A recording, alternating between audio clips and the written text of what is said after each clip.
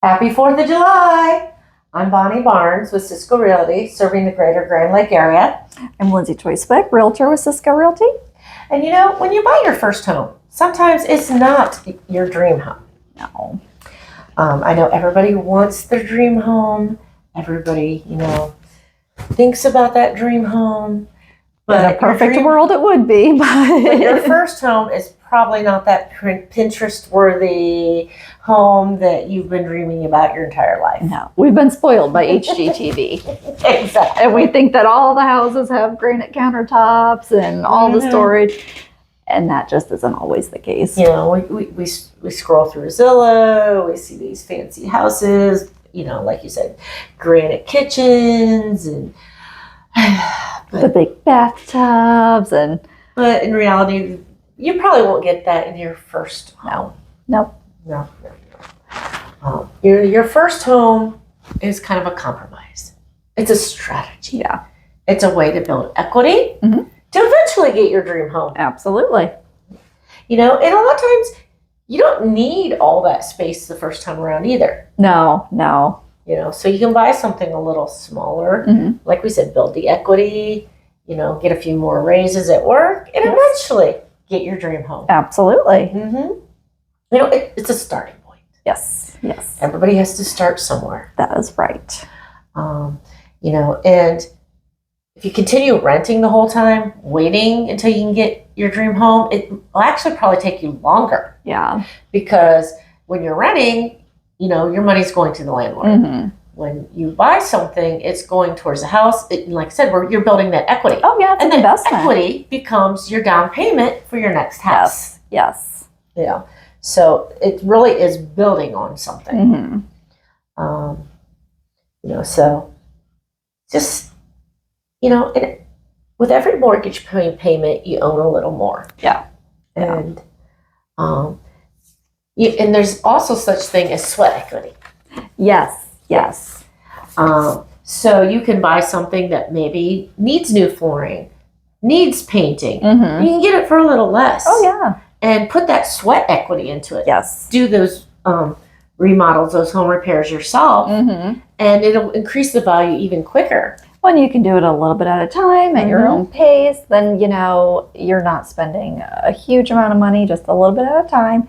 And it's not as painful when you're doing it that way and you're building equity for yourself. Yeah. And by, buying something that may need a little bit of work, you can build even more equity over time. Yes. And if you bought something that was already, remodeled, already done for you. Yeah. So it's really something to think about if you're willing or able and have the knowledge to do any of those type of repairs yourself. Oh, yeah. Although I think almost anybody can hold a paintbrush. They can. Now, on the other hand, not everybody can, fix a broken floor joist. Very few people can. No. I mean, as not good at painting as I am, I still am capable of it. But exactly. There are some things now. Yeah. So you really need to think about your own abilities. Yes. And what you want to do, not, because even if you're capable, if you don't want to do it, you might not get around to doing it. Yes. And a lot of times as a homeowner, you do have a list of projects, and as soon as you're done with the one, you're on to the next. So, but bigger projects, flooring, kitchens, bathrooms, if you can do some of those, and do them over time, they really can build a lot of equity in your house. Yeah, for sure. But like I said, even the small things, new flooring and paint, can actually build equity in a house. You really need to look for those good bones, though. And location. Well, that's just it. I mean, you can make the cosmetic updates, but there are certain things you can't change. I mean, you can't change the location, and you can add on, but oftentimes adding square footage to your house isn't. It's easier said than done. Yeah. So when you're looking at that first home, maybe that's the home you should be more realistic about and look at more as an investment. Yeah. Look at, the good bones, the location, those things that'll make it easier to sell in the future. Yeah. Because then the next home hopefully will be your dream home. Yes. Or closer to it.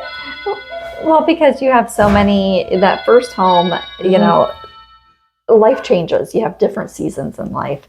So that first home, it may fit you and you may get it to your, your liking as far as colors go. You may have a different season in life. You could get a promotion. You could move across the country, or you could, expand your family. So, to have that as, an equitable investment.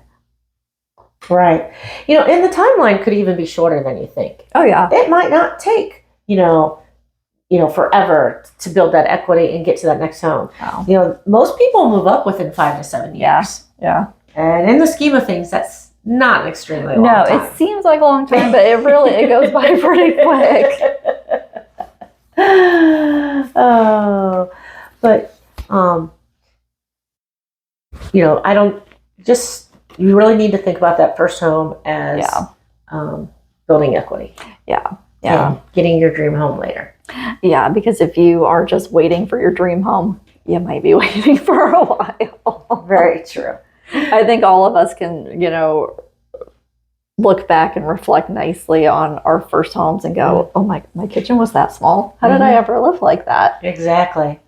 But that first home, it was the next down payment for the, my next home. And, but I look back so fondly, I mean, it was a little smaller. Yeah. And it was not my dream home. Mm-hmm.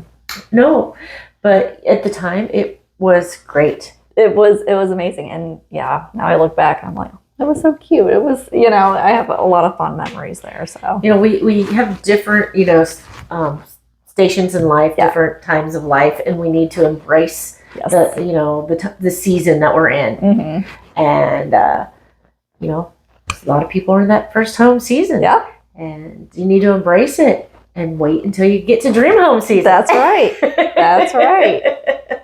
It happens quicker than you think. It does. And if you need any help finding that first home or that dream home, we're here to help you. Absolutely.